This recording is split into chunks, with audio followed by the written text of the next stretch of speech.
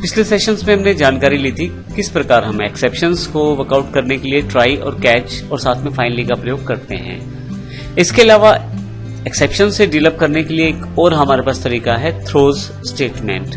हम throw statement के साथ एक्सेप्शंस को थ्रो कर सकते हैं और उन्हें कैच पिक करके उसी के पर्टिकुलर मैसेज को डिस्प्ले कर सकता है। लेकिन इस पूरे प्रोसेस को समझने से पहले हम एक एरर को समझने वाले हैं। हमने स्ट्रीम्स पहले जावा में कर लिए हैं, हम उसका एक एग्जांपल यहाँ करने वाले हैं रीड फाइल डॉट जावा के रूप में। तो आइए देखें इस एग्जांपल में क्या है। यहाँ हमारे पास रीड फाइल डॉट जावा पहले से अवेलेबल है। इसके लिए हमने कुछ पैकेजेस को इंपोर्ट किया हुआ है Java dot input output dot star को। अगर आपने स्ट्रीम्स का अध्ययन नहीं किया है तो आप उसे रिवाइज कर सकते हैं। यहां मैंने क्लास बनाई है पब्लिक क्लास रीड फाइल। इसमें मैं एक फाइल को रीड करना चाहता हूं जो डी ड्राइव पे अवेलेबल है और फाइनली उसमें जो भी है उसे मैं व्हाइल लूप के साथ प्रिंट करवाना चाहता हूं कंसोल पे। और यहां अगर मैं एग्जीक्यूट करता हूं तो यहां पे यदि आप देखें तो दिस इज फ्रॉम फाइल और this is new line edit bye me in this file. तो कुछ लाइंस हैं जो उस फाइल में प्रिंट की गई हैं। मान लीजिए फाइल एग्जिस्ट ही ना करती हो, जैसे मैं फाइल 6 कर देता हूं, तो अब आपके पास एक एक्सेप्शन अवेलेबल है Java dot input output dot file not found exception. ऐसे एक्सेप्शंस को कवर करने के लिए आपके पास ट्राई कैच तो अवेलेबल है ही है, लेकिन उसके साथ साथ आप एक पर्टिकुलर थ्रोज जो कीवर्ड है उसका प्रयोग कर सकते हैं। इसके साथ भी आप कुछ अनएक्सपेक्टेड जो एक्सेप्शंस हैं उनको कवर कर सकते हैं, या कुछ आप जिनके बारे में जानते हैं एक्सेप्शंस आ सकती हैं उनको कवर कर सकते हैं। आइए सबसे पहले थ्रोज के बारे में जानते हैं। थ्रोज एक कीवर्ड है जिससे आप एक्सेप्शंस को डिक्लेयर कर सकते हैं। यह बहुत ही हेल्पफुल रहता है प्रोग्रामर के लिए, जिससे वह एक्सेप्शंस को डिटेक्ट कर सकता है और आसानी से जान सकता है किस पार्ट ऑफ प्रोग्राम में इश्यू आ रहा है, और जिससे उसका प्रोग्राम का फ्लो भी चलता रहता है। कुछ केसेस में जावा आपके ऊपर कंपल्शन लगाती है कि आपको थ्रोज या ट्राई कैच का प्रयोग करना ही करना है जहां पे एक्सेप्शंस आ सकती हैं। ऐसे केसेस में ये फाइल का इनपुट आउटपुट एक्सेप्शन भी शामिल है। एक बार फिर से हम इस एग्जांपल को देखते हैं। यहां पे मैंने यदि आप देखें तो फिर से फाइल .txt कर दिया है नाम और एग्जीक्यूट करता हूं तो उस फाइल में जो लाइंस है वो अवेलेबल हो जाती है मेरे पास। कुछ केसेस में जावा कंपल्शन रखता है कि आपको एक्सेप्शंस थ्रोज करनी ही पड़ती है। मान लीजिए इस स्टेटमेंट को यहां से हटा दूं मैं,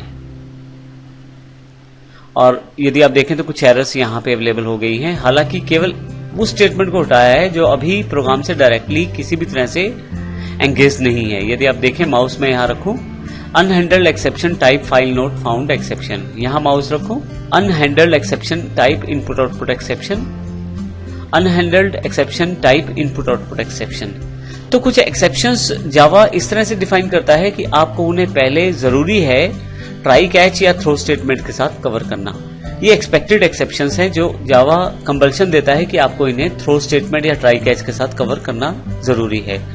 तो इस कारण से जब मैं यहाँ सिर्फ थ्रोज को इनपुट आउटपुट एक्सेप्शन करता हूं तो यहाँ पे वो सभी एरर्स दूर हो जाते हैं, क्योंकि जावा मान के चलता है कि अब यहाँ पे आपके पास जो एक्सेप्शन आने वाले हैं उनको डील अप करने के लिए आपने थ्रो स्टेटमेंट का प्रयोग कर लिया है। अब इस तरह से हम इसका प्रयोग यहाँ पे कर सकते हैं। आइए एक और एग्जाम्पल के साथ इसे समझने की कोशिश करते हैं थ्रो एग्जाम्पल डॉट जावा से।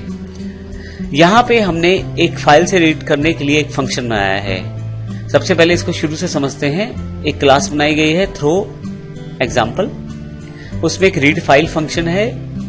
उसमें हमने फाइल को पिक किया है जो फाइल अभी एग्जिस्ट नहीं करती। बफर रीडर प्रयोग किया है फाइल को रीड करने के लिए, अगर एग्जिस्ट करती हो तो उसे रीड किया जाए और एक लूप के साथ एस को स्टोर करके फाइनली स्ट्रिंग को प्रिंट करवाया जाए। पब्लिक स्टैटिक वॉइड में आकर मैं एक इनपुट आउटपुट एक्सेप्शन थ्रो करता हूं और यहां पे अपनी क्लास का एक ऑब्जेक्ट बना लेता हूं read file throw exception class का। यहां आरएफ के साथ जो मेरा ऑब्जेक्ट है इसके साथ रीड फाइल मेथड को कॉल करता हूं। ये वही मेथड है जहां पे उन सभी पूरे के पूरे कोड को इनक्लोज किया गया है जो फाइल को रीड करने के लिए किया जा रहा है। अगर आप फाइल स्ट्रीम्स के बारे में ज्यादा जानना चाहते हैं तो आप फाइल स्ट्रीम्स के दिए गए चैप्टर को रिवाइज कर सकते हैं। अब पॉइंट ये है यहाँ पे कि हमने ट्राई कर लिया, इस पूरे कोड को इनक्लोज कर लिया। जो ये पूरा का पूरा कोड है, मेथड जो एग्जीक्यूट होगा वो पूरा का पूरा ट्राई ब्लॉक में आ गया। अगर यहाँ पे कोई एक्सेप्शन रेज होता है तो हमने इसके लिए एक्सेप्शन को पर्टिकुलरली थ्रो स्टेटमेंट के साथ कवर किया है। Throw statement input output exception को रेज करेगा, क्योंकि यहाँ फाइल से रिलेटेड कारण है, इसलिए हमने इनपुट आउटपुट एक्सेप्शन का प्रयोग किया है। और जो थ्रो करेगा एक्सेप्शन, उसे कैच के द्वारा यहाँ प्राप्त किया जाएगा और फाइनली यहाँ पे उसको जो भी एक्सेप्शन आने वाला है प्रिंट करवाया जाएगा। अगर मैं इसको एग्जीक्यूट करूं प्रोग्राम को, तो यहाँ पे देखें, we have found this exception java.io.file not found exception d my file text the system cannot find the file specified। मैं इसको नीचे ले आता हूं यहाँ पे, क्योंकि एक ही लाइन का आउटपुट है ये। तो इस तरह से हमने उस फाइल, जो फाइल एग्जिस्ट ही नहीं करती, उस फाइल से रीड करने की कोशिश की है। तो नॉर्मल सी बात है, यहाँ पे वो फाइल जावा को नहीं मिलेगी। ऐसे केस में एक इनपुट आउटपुट एक्सेप्शन रेज की जाएगी, जो थ्रोज के द्वारा प्राप्त की जाएगी और कैच को यहाँ पे दी जाएगी। और फाइनली कैच जो है उस प्राप्त की गई एक्सेप्शन को प्रिंट करवा के शो करेगा कि एग्जैक्ट एरर या एग्जैक्ट इश्यू है कहाँ पे, एग्जैक्ट एक्सेप्शन है कहाँ पे। तो इस तरह से आप थ्रोज का प्रयोग भी कर सकते हैं एक्सेप्शन को पिक करने के लिए और उन्हें सॉर्ट आउट करने के लिए। तो अगले सेशन में हम बात करने वाले हैं जावा के इंपॉर्टेंट कॉन्सेप्ट थ्रेड्स के बारे में, क्योंकि जावा एक मल्टी थ्रेडेड लैंग्वेज है। तो हम देखेंगे अगले सेशन में जावा किस प्रकार से थ्रेड्स का प्रयोग करती है और किस प्रकार से हम इंपॉर्टेंट प्रोग्राम्स को बना सकते हैं। धन्यवाद।